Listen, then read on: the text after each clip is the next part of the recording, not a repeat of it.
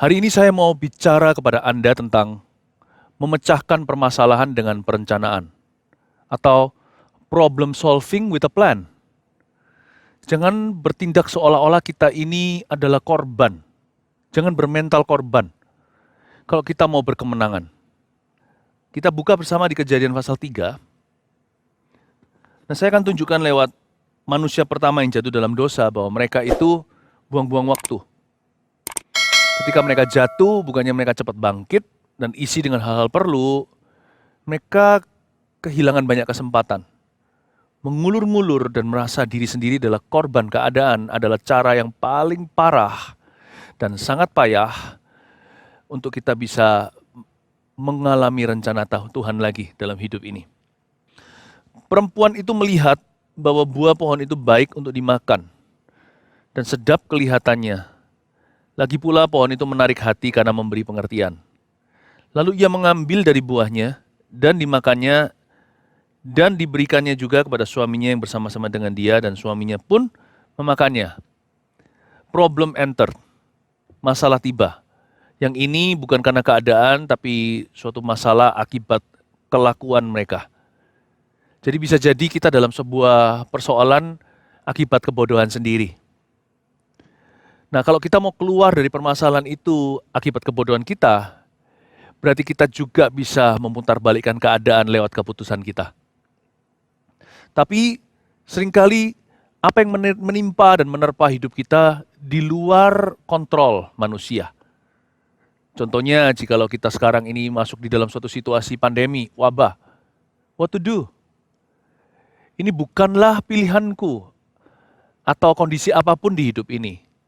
Masalah itu ada dua kategori, akibat diri sendiri atau akibat orang lain atau keadaan yang di luar kendali kita. Apapun itu juga, buatlah rencana. Buat rencana bukan hanya untuk bertahan, tapi untuk keluar dari masalah.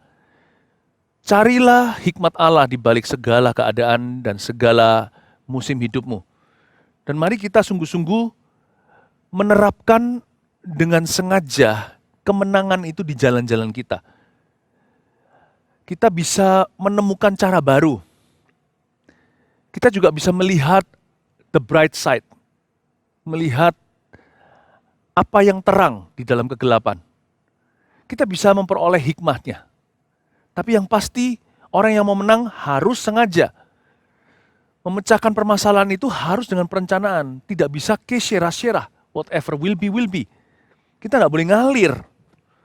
Ayat 7. Maka terbukalah mata mereka berdua dan mereka tahu bahwa mereka telanjang. Mereka sadar, ini problema udah terlanjur terjadi dalam hidupku.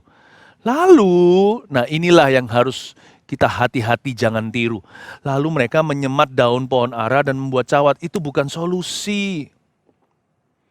Yang mereka butuhkan bukanlah cawat. Apalagi hanya dari daun pohon ara. Seolah-olah seperti ala kadarnya gali lubang, tutup lubang hanya untuk menggali lubang yang baru. Ini bukan solusi sama sekali. It was a poor plan by Adam and Eve. Bagi Adam dan Hawa ini adalah rencana yang buruk sekali. Tapi mungkin kejadiannya tiba-tiba, mereka belum sempat berpikir. Tapi sebenarnya enggak. Mereka punya waktu minimal beberapa jam untuk mempertimbangkan kembali pada Tuhan. Daripada tutup pakai cawat, kenapa tidak naik banding ke Tuhan dan berkata, ampuni aku, akui dosanya, terus terang, dan tanya konsekuensinya apa. Minta anugerah. Toh Adam dan Hawa, apalagi Adam yang sudah lebih lama, kan udah kenal Tuhan muka dengan muka, kan sudah tahu sifatnya. Harusnya kan langsung datang. Meskipun mungkin dia malu 2 jam, 3 jam. Mungkin waktu itu di hari sejuk di Taman Eden, bisa saja 6 jam. Dan dia merasa, gimana ya, buat cawat dari daun pohon ara, itu juga perlu dianyam atau apa. Kan perlu waktu. Kenapa nggak pakai waktu yang ada untuk solusi yang beneran daripada yang semu. Makanya saya sebut ini perencanaan untuk pemecahan masalah yang poor sekali, yang jelek sekali plannya. Kalau dia datang ke Tuhan, tahu sifatnya itu murah hati. Harusnya dia ngomong apa adanya.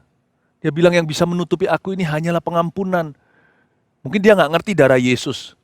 Tapi mungkin Tuhan akan reveal His plan dan beritahu begini loh cara penebusan.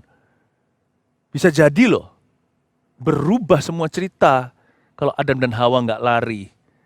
Kok malah buat cawat, itu apa-apaan. Banyak orang itu ketika dirudung masalah, plan-plannya membuat dia justru semakin bermasalah. Semakin dalam persoalan. Malah ada pelarian, pelampiasan.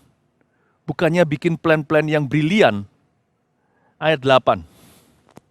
Ketika mereka mendengar bunyi langkah Tuhan Allah yang berjalan-jalan dalam taman itu pada waktu hari sejuk, bersembunyilah manusia dan istrinya itu terhadap Tuhan Allah di antara pohon-pohonan dalam taman. Masih punya waktu untuk sembunyi lagi. Tetapi Tuhan Allah memanggil manusia itu dan berfirman kepadanya. Pertanyaan Tuhan ini akan menjadi kunci pembahasan kita, memecahkan permasalahan dengan perencanaan. Tetapi Tuhan Allah memanggil manusia itu dan berfirman kepadanya, "Di manakah engkau? Adam, where are you?" Tanya pada diri sendiri ketika kita berada dalam suatu situasi. Where am I? Di manakah saya? Di manakah hatiku? Kira-kira di mana aku di hadapan Allah hari ini? Atau bagaimana kondisi keuanganku jikalau finansial adalah kesialan kita? Kita mulai dengan eval. Jadi eval itu perlu. Evaluasi atau lebih tepatnya juga menemukan lokasi sendiri. Locate where you are. Kalau kita di satelit, kita pakai satu apps untuk mengarahkan jalan. Kan satelit itu harus menemukan dulu lokasi kita di mana supaya dia bisa arahkan. Entah recalculating atau reroute atau kita mengatur ulang kembali karena tadi salah belokan, atau bisa jadi satelit itu akan memberitahu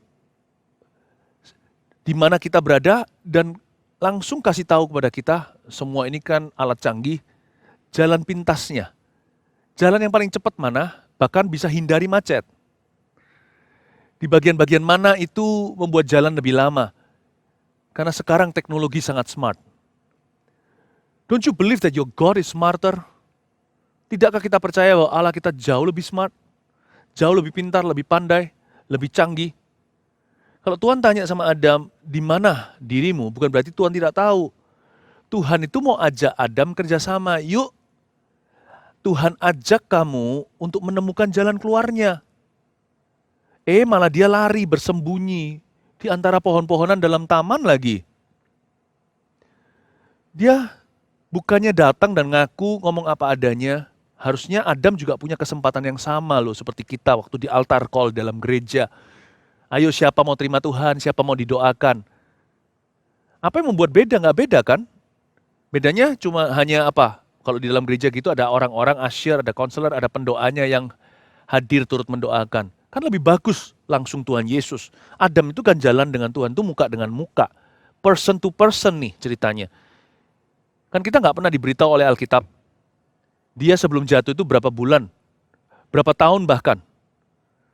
Jadi Adam bukannya habis penciptaan hari ke-7, hari ke-6, lalu hari ke-7 Sabat, hari ke-8-nya langsung dia jatuh. Kan nggak begitu. Harusnya Adam punya pengenalan akan Tuhan cukup melebihi kita.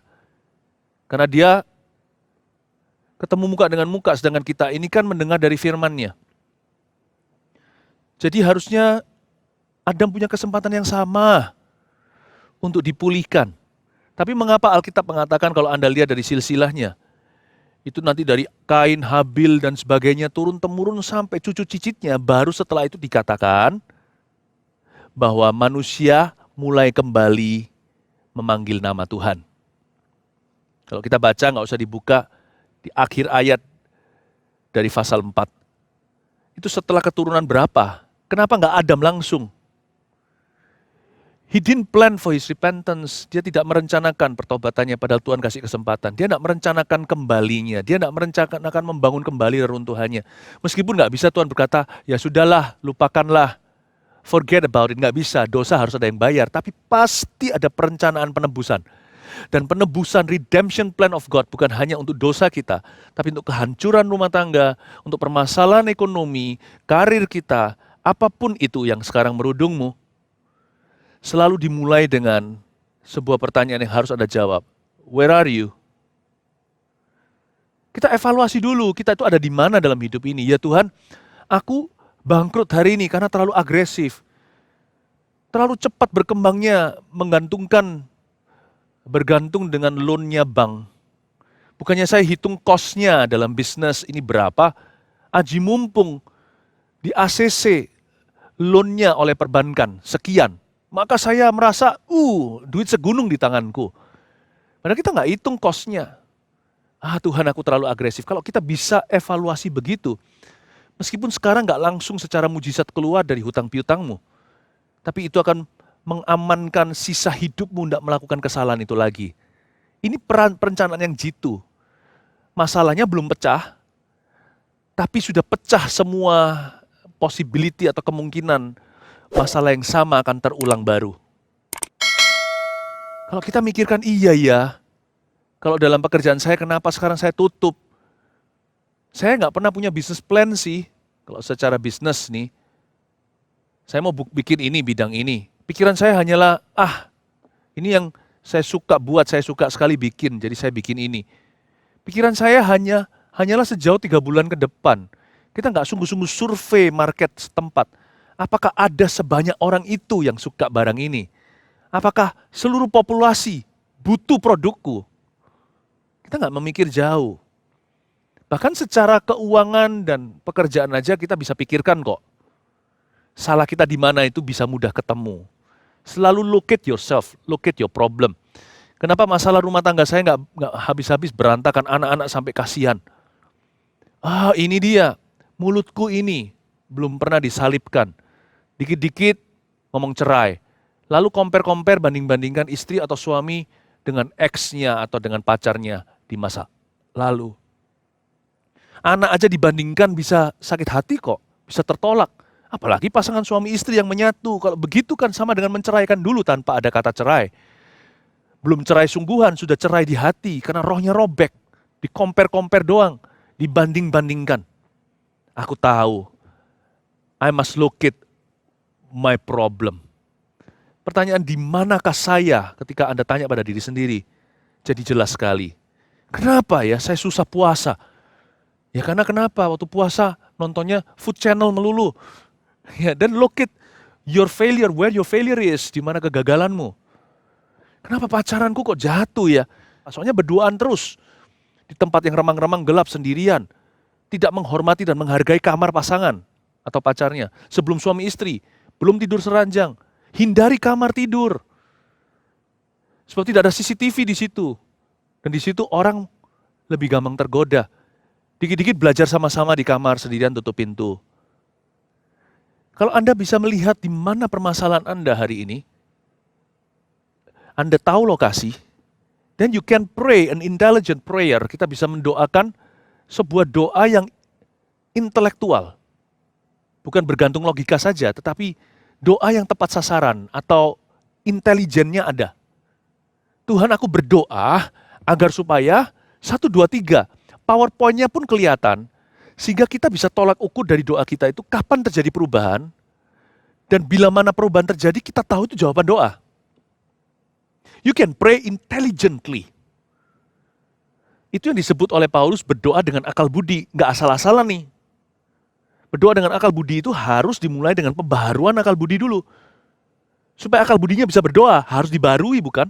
Pembaharuan akal budi itu nggak bisa lepas dari evaluasi. Atau mengenal diri sendiri di mana lokasi permasalahan kita hari ini. Perlu perenungan, perlu menyingkir dari kebisingan. Untuk bercermin dengan firman Tuhan dan dalam hadirat Tuhan, segala sesuatu bisa jadi lebih jernih. Saya juga berdoa di dalam bahasa roh. Karena saya mendoakan tuh hal-hal yang belum saya tahu. Hal-hal yang tidak saya duga, yang mata saya belum lihat, telinga belum dengar, belum muncul dalam pikiran. Hal-hal dari masa depan, kan saya nggak tahu masa depan saya. Tapi akal budi saya juga saya izinkan untuk bekerja. Satu sisi saya berdoa dengan roh saya berdoa juga dengan akal budi saya. Saya memuji dengan roh saya memuji dengan akal budiku. Tapi pertanyaan itu selalu dimulai dengan ini kalau mau memecahkan masalahku. Di manakah aku? Where am I? Terutama, where are we before God? Di mana kita di hadapan Tuhan? Itu penting. Tuhan, kemanakah aku dapat pergi menjauhi roh-Mu Tuhan? Sekarang kita mengerti ternyata semuanya bermuara pada waktu kita mulai menjauhi Kristus. Semua masalah ini datang dan tiba. Bukan berarti kalau kita dekat Tuhan nggak punya masalah. Tapi beda, masalah itu akan melatih kita. Tapi kalau masalah itu menjatuhkan kita, itu karena kejauhan kita. Atau karena kita berjaga jarak dengan Tuhan. Atau kita meninggalkan hadiratnya. Sebab Tuhan sendiri berkata, di luar aku kamu tidak bisa berbuat apa-apa. Jadi kita jadi mengerti, oh iya, I'm outside of God's plan. Saya ternyata ada di luar kehendak Allah. Makanya semua ini terjadinya begini. Sekali lagi loh ya, bukan berarti kalau ikut Tuhan selalu dapat segala sesuatu. Baik-baik ikut Tuhan itu terima prosperity. Tidak. Ada bedanya antara ujian iman untuk mendewasakan dan pencobaan karena kebodohan. Dan kemanakah aku dapat pergi menjauhi roh-Mu Tuhan? Ternyata posisi kita jauh, itulah lokasinya. Now I know my location. Aku tahu lokasi hidupku. Aku jauh dari pemegang jiwaku. Aku jauh, bahkan hampir terputus dari pokok anggurku. Makanya aku tidak berbuah. Di manakah saya? Where are you, Adam? Pertanyaan di manakah engkau juga sebenarnya ada lanjutannya. Otomatis akan berkenaan dengan kemana engkau mau pergi. Di mana saya, itu akan nyambung ke kemana saya mau pergi. Jadi, where am I akan connect dengan where am I going. Tanya pada dirimu sendiri, kemana Anda mau pergi? Maksimalkan hidup hari-hari ini. Maksimalkan hidup setiap hari. Jangan buang waktu. I don't believe in killing time. Saya tidak percaya waktu bisa dibuang, waktu bisa dibunuh. Aku banyak waktu kok, aku mau bunuh waktu dengan main game saja. Kok bisa ya? Hari-hari ini terus terang. Saya dan waktu itu kejar-kejaran. Kadang-kadang waktu sudah naik ke leher saya. Rasanya nggak tahan, rasanya tuh kalau bisa satu hariku jangan 24 jam. Banyak orang yang perlu ditolong. Banyak karya yang harus saya hasilkan. Belum lagi waktu dengan orang-orang yang saya cinta. Saya nggak punya me time. Me time saya ya saat teduh. Waktu saya sendirian dengan Tuhan. Itu pun hari-hari ini me time saya tambahkan ekstra, ada extensionnya yaitu saat teduh bersama dengan banyak orang. Bukankah hari-hari ini zamannya media? Saya nggak punya waktu untuk saya bunuh. Oleh karena itu setiap malam saya tanya, besok saya mau kemana? Itu pertanyaan harus dijawab meskipun kita nggak tahu besok terjadi apa. Tapi tidak ada salahnya kita berencana. Kalau kita nggak berencana, hari yang tidak kau rencanakan, anggaplah hari itu terbuang sia-sia. Begitulah. Any day you don't know where you are going, that day is a lost. Sebab sukses hidup kita, are you ready or not? Bergantung dengan aktivitas sehari-hari. Agenda per harimu itulah yang menentukan agenda seumur hidupmu. Tuhan tidak tebus waktu. Waktu yang sudah terbuang tidak akan kembali sekalipun Anda doakan. Ketika Tuhan tanya, di manakah engkau? Tuhan tanya sama Adam, kamu mau kemana? Anda harus punya visi hidup. Minimal, aku mau menyenangkan Tuhan. Dengan itu aja kita punya kekuatan untuk hidup setiap hari. Sekalipun keadaan kita sudah terpuruk, mungkin kita dilanda handai taufan. Tetapi kalau Anda masih punya suatu visi untuk menyenangkan hati Tuhan, Anda pasti punya pengharapan. Berarti masih berlaku janji Tuhan itu. Masa depan penuh pengharapan. Dan kalau kita di posisi sekarang ini, kita terpancing untuk menyerah. Lihat anak. Nggak hanya soal pekerjaan. Kalau pernikahan, gegeran, kita pertahankan. Dan kita doa untuk satu mujizat agar terjadi pemulihan hubungan. Anda bisa lihat anak-anak. Kalau Anda ditanya, where are you going? I'm going to raise my children well. Bisa ngomong sama setan yang menggodamu. No, aku nggak akan berhenti di sini. Kalau bukan untuk aku mau membesarkan anakku. Kalau ditanya hari ini, kemana engkau mau pergi? Aku mau pergi untuk membesarkan anak saya. Jadi Anda mesti bertahan di sana. Demi keturunan. Berkat anak cucu itu masih ada. Pertahankan. Kemana Anda pergi? Tanya pada diri sendiri. When someone is going somewhere, ketika seseorang pergi ke suatu tempat, dari sini ke sana, orang itu akan mempersiapkan. Permasalahan tidak akan membuat dia gentar. Karena dia tahu itu hanyalah rintangan sementara yang harus dia lalui. Yang penting kita harus punya visi. Nah sekarang Roh Kudus tanya kepada Anda, where are you going? Anda mau kemana? Saya harap pesan yang saya berikan ini memberi Anda wawasan, memberi kita semua sebuah wawasan di masa-masa seperti ini. Untuk bisa menembus permasalahan dan melihat rancangan Tuhan. Bahkan bisa memecahkan permasalahan yang kita hadapi dengan perencanaan yang lebih objektif. Semoga Tuhan memberkati setiap umatnya dan menjadikan Anda semua lebih dari pemenang, bapak-bapak, ibu-ibu, dan anak-anak muda. Tuhan Yesus memberkati kita semuanya. Mari kita berdoa. Tuhan Yesus, terima kasih. Urapi kami dengan pengetahuan yang kami terima hari ini akan firman Tuhan, memecahkan permasalahan dengan perencanaan. Berikan kepada kami hati yang bisa menimbang-nimbang, pikiran yang bisa berencana dengan matang. Terutama hati seperti Daud yang dengar-dengaran.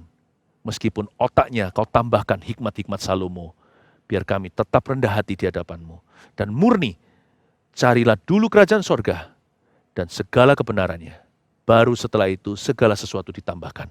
Visi kami adalah menyenangkan Tuhan.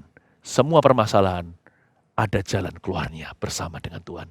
Dalam nama Yesus, amin.